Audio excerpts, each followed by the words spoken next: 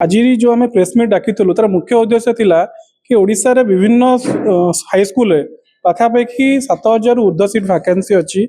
जहाँकि आम जो सरकार को अनुरोध करूँ आरटीआई मध्यम हो ग्रीवांस मध्यम हो व्यक्तिगत साक्षात्कार देखु सरकार कहते कि आम विचार करुचु आम पॉलिसी मैटर डिसीजन हम तापर हम किंतु जदि आपण पॉलिसी मैटर डिसीजन करू करू 5 वर्ष नहीं जिवे तारे पिला माने कौन करेंगे तो बयस पड़ोची एम केवे निजुक्ति पाइबे एमाने सीटी करी सॉरी बीएड करी ओएसटी पास कर निजुक्ति पाऊना तो सरकार कहते आम निजुक्ति पत्र बांटू निजुक्ति दबू केवे देवे खाली कथा तो कहले हेनी आपको निजुक्ति दबाक पड़ो जदि सरकार आम दाबी रखुचु सरकार जदि यथाशीघ्र जो 7,290 पोस्ट अच्छी यदि आगामी विधानसभा भितर यदि पूर्ण न करती एडवर्टाइजमेंट न करती अबा आमको लिखित प्रतिश्रुति न दियंती 1.5 लाख ऊर्ध्व छात्र छात्री लोअर पीएफजी धारणा देवे अहोरात्र धारणा देवे जेपर्यंत से दाबी पूर्ण न होती से भुवनेश्वर छाड़े ना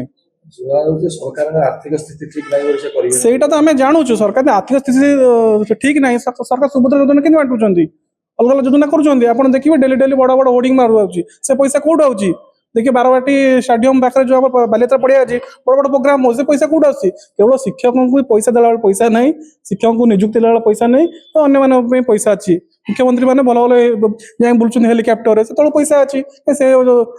एमएलए मानू दरमा 3 गुणा बढ़ेला से पैसा अच्छी केवल शिक्षा विभाग से आंतरिकता ना आउ सब पैसा अच्छी अध्यापक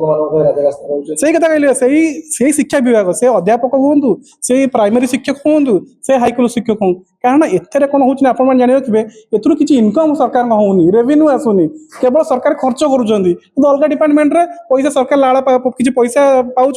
किसी रिटर्न मिलूनी ना से सरकार ध्यान दौना आपर्यंत एम मूर्ख रे पिलापिली मैंने सरकार बेपार चलो सरकार भोट दौथे से पचे जय जय करुवे से सरकार चाहते ये पिला पाठ न पढ़ू मूर्ख हो पैसा खर्च करना।